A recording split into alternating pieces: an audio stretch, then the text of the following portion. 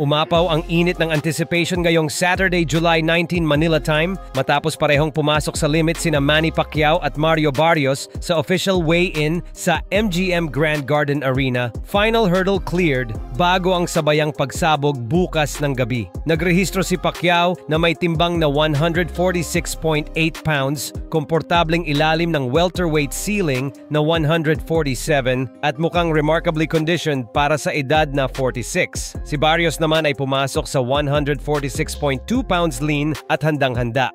Matindi pero disiplinado ang stare down. Puro focus, walang theatrics. Senyas na ready na silang parehong pumasok sa digmaan. Si Pacquiao, 68 wins, 8 losses, 2 draws, 39 knockouts, ay galing sa 4 na taon na walang pro fight mula nang talunin siya ni Yordenis Ugas via unanimous decision noong June 2021. Bit-bit niya ngayon ang bid para sa ika-13 world title at ang tsansang i-reset ang sariling record bilang pinakamatandang welterweight world champion. Huling panalo niya ay kontra Keith Thurman 6 na taon na ang nakaraan. Mula noon, isang opisyal na laban lang ang naitala. Ang kampo niya ay matagal na hinusgahan sa social media clips. May ilang fans na nag-aalala sa kalusugan at sinasabing nawala ang explosiveness. Pero ayon sa loob ng gym, ibang kwento ang sparring. Dinala niya si Saul Bustos bilang rangy stand-in at higit 30 rounds ang naipon nila. Sabi ni Bustos, Pacquiao is still fast at kapag pinili raw ni Manny tumama ng malakas, he cracks. Dahilan para paniwalaan niyang posibleng manalo ang veterano either by unanimous decision or late 10th round stoppage. Yes, matagal na ang knockout drought. Ang huling stoppage win niya ang kay Lucas Mates 7 years ago.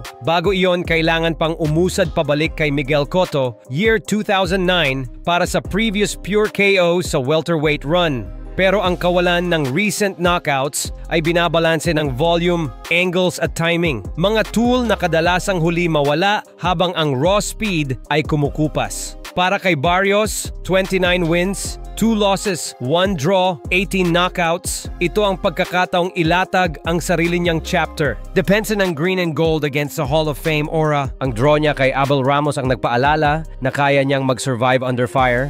Ngunit ngayon, kailangan niyang mag-upgrade pa kontra sa southpaw multi-angle entries ng Pinoy. May natural height at reach edge siya, mahaba ang jab window at mas bata ng 16 years. Kaya ang expectation ng maraming pundit ay magtatangkang i-stretch niya ang pace para mapagod ang veterano sa championship frames. Key factors post-weigh-in: 1. Condition ni Pacquiao, walang sign ng crash cut. Balat at muscle tone ay indikasyong tama ang pacing. 2. Barrios size management. Kung magagamit niya ang high guard to frame at kontrolin ang exit lanes, mapipilitan ang veterano sa reset burden. 3. Early tempo. Kung ma-front load ni Manny ang combinations, maaari niyang i-bank ang unang 5 rounds bago pa bumigat ang paa. Wala nang alibay. Parehong pasado sa timbangan, parehong malinaw ang narrative. Legacy extension versus era establishment. Bukas malalaman kung sapat ang naging recharge ni Pacquiao o kung youth at length ni Barrios ang magdidikta ng script.